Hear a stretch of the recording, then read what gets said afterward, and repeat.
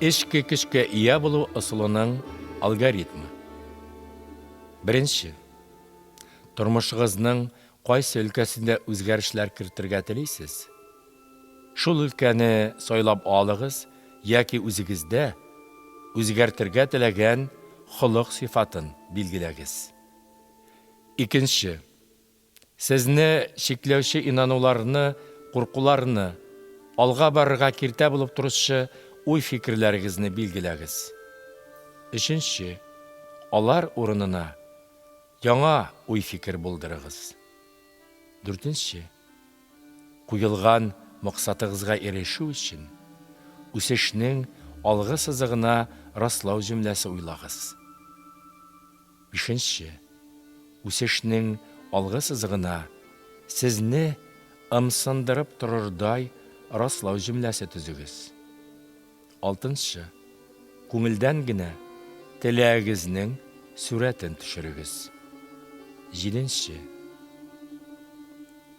ой образығызны оңай эмоциялар һәм башқа компонентлар белән тутырығыз.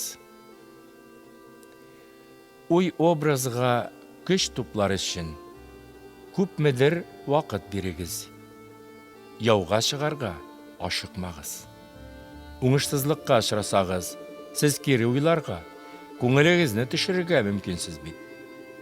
Сізді бірінші адымларны ясау тіләге үзіннән өзі барлыққа келешек. Нендедір ішкі тұйымлау, ішкі басым аша, сіз өзігізді мұның үшін күш барлығын тұяшақсыз.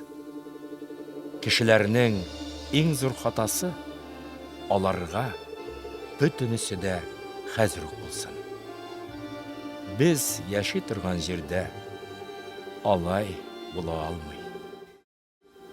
Үшінші бүлік. Тұрмышығызны ненді етіп көрәсігіз келсе, шулай етіп қарағыз. Тұрмыш иті өлкелері. Үйренген ұсылларыны тағайын қолланыр вақыт жетті. Бұл бүлікті біз қарайшақ тұрмыш иті өлкелері түбәндәгілер. Әти-әнелер, сексуаллік, өзара мөнәсәбәтләр, тән, ақша, эш. Һәр бүлек ахырында бұл ысулны ничек куллану буенча мисаллар китереләчәк. Күренә ки, тормыш итүнең бу өлкәләре үзара тыгыз бәйләнештә. Асылда, әгәр сезнең бәхетле тормышта яшисегез килә икән, бу өлкәләрнең һәр кайсында нәрсәне үзгәртергә кирәк булуын хәл итәргә туры киләчәк. Мәсәлән, әгәр сез үзегезне яратмыйсыз һәм кабул итмисез икән, ягъни үзегезнең яшәү стиленә игътибар итмисез икән, ул чагында ничек итеп, кешечә итеп акча эшләмәк кирәк. Сез ял итмисез, күңел ачудан баш тартасыз, ашау-ичү мәсьәләсендә күп нәрсәләргә күз йомасыз икән, сез тәнегезнең ихтыяҗларын кайгыртмыйсыз. Үзенә карата мондый мөнәсәбәт булганда, ул авырый башлый. Ягъни сезнең тормышка карашларыгыз тәртиптә түгел дигәнне аңлатып хәбәр бирә. Сезнең акча мәсьәләсе кискен торганда һәм эш урында мөнәсәбәтләр киеренке булганда, сез ничек итеп сексуаль мөнәсәбәтләрне җайга салмакчы буласыз? Бу өлкәләр арасындагы тыгыз бәйләнешкә күрсәтә торган сорауларны бихисап китерергә була.